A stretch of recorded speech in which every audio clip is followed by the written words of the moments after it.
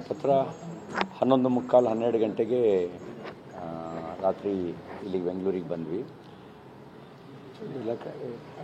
ಎಲ್ಲ ಕಡೆನೂ ಕೂಡ ಕಾರ್ಯಕರ್ತರು, ನಮ್ಮ ಪಕ್ಷದ ಪ್ರಮುಖರುಗಳು, ಹಿತೈಷಿಗಳು ಅವರು ಬೇಲ್ ಸಿಗೋಕ್ಕಿಂತ ಮುಂಚೆ ಆತಂಕದಲ್ಲಿ, ಬೇಲ್ ಸಿಕ್ಕಿದ ಮೇಲೆ ಸಂತೋಷ ಸಂಭ್ರಮದಲ್ಲಿ ಸ್ವಾಗತಕ್ಕೆ ನಿಂತಿದ್ದರು. ಅವರೆಲ್ಲರಿಗೂ ನಾನು ಕೃತಜ್ಞತೆಗಳನ್ನು ಸಲ್ಲಿಸಿದ್ದೇನೆ. ಹಾಗೆ ಮಾಧ್ಯಮದ ಸ್ನೇಹಿತರಿಗೂ ಕೃತಜ್ಞತೆಗಳನ್ನು ಸಲ್ಲಿಸಿದ್ದೇನೆ. ವಕೀಲರ ಬಳಗ, ನೂರಾರು ಜನ ವಕೀಲರು ತಂಡ, ಅವರು ನನಗೆ ಸೋಮೋಟೋ ಕೆಲಸ ಮಾಡಿದ್ದಾರೆ ಈ ವಿಷಯದಲ್ಲಿ. ಅವರಿಗೂ ಕೂಡ ನಾನು ಕೃತಜ್ಞತೆಗಳನ್ನು, ಧನ್ಯವಾದಗಳನ್ನು ಹೇಳಲಿಕ್ಕೆ ಬಯಸ್ತೇನೆ. ಇನ್ನು ಉಳಿದಿದ್ದೆ ಪ್ರೆಸ್ ಮೀಟ್ ಕರೆದಿದ್ದೀನಿ, ಅಲ್ಲಿ ಹೇಳ್ತೀನಿ ಪ್ರೆಸ್ ಮೀಟಲ್ಲಿ.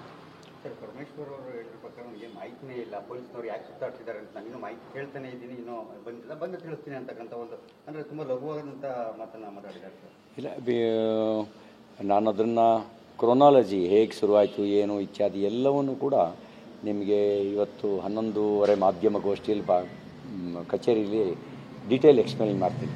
ಈಗ ಒಂದು ನೆಪ ಹೇಳುವಂಥದ್ದು, ಅಂದರೆ ಈಗ ಕೋರ್ಟಲ್ಲಿದೆ ಪ್ರಕರಣ, ಈಗ ನಾನೇನು ಮಾತಾಡೋದಿಲ್ಲ ಅಂತಕ್ಕಂಥದ್ದು ಈವರೆಗೂ ಕೂಡ ಆಗಿದ್ದು ಒಂದು ಭಾಗ. ಆದರೆ ಈಗ ಜಾರು ಕೊಡುವಂಥ ಪ್ರಯತ್ನ ಮಾಡ್ತಿದೆಯಾ ಅಂತ ಸರ್ಕಾರ?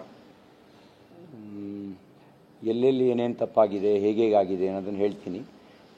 ತಪ್ಪನ್ನು ಈಗಲಾದ್ರೂ ಸರಿಪಡಿಸ್ಕೊಳ್ತಾರಾ ಅಥವಾ ಉದ್ದೇಶಪೂರ್ವಕವಾಗಿಯೇ ತಪ್ಪನ್ನು ಮಾಡಿ ಅದನ್ನು ಸಮರ್ಥನೆ ಮಾಡ್ಕೊಳ್ಳೋ ಪ್ರಯತ್ನ ಮಾಡ್ತಾರೋ ನೋಡೋಣ. ಪ್ರಜಾಪ್ರಭುತ್ವದಲ್ಲಿ ಉತ್ತರದಾಯಿತ್ವ ಆಳುವ ಪಕ್ಷಕ್ಕಿರುತ್ತೆ, ವಿರೋಧ ಪಕ್ಷಗಳಿಗೂ ಜವಾಬ್ದಾರಿ ಇದೆ. ಆದರೆ ಅದಕ್ಕಿಂತ ಹೆಚ್ಚಿನ ಜವಾಬ್ದಾರಿ ಕಾನೂನು ಸುವ್ಯವಸ್ಥೆಗೆ ಸಂಬಂಧಪಟ್ಟಂತೆ, ವ್ಯಕ್ತಿಗತವಾಗಿರೋ ರಕ್ಷಣೆಗೆ ಸಂಬಂಧಪಟ್ಟಂತೆ ಈ ಎಲ್ಲದೂ ಹೆಚ್ಚಿನ ಜವಾಬ್ದಾರಿ ಆಳುವ ಪಕ್ಷಕ್ಕಿರುತ್ತೆ. ಮಾತಾಡೋಣ.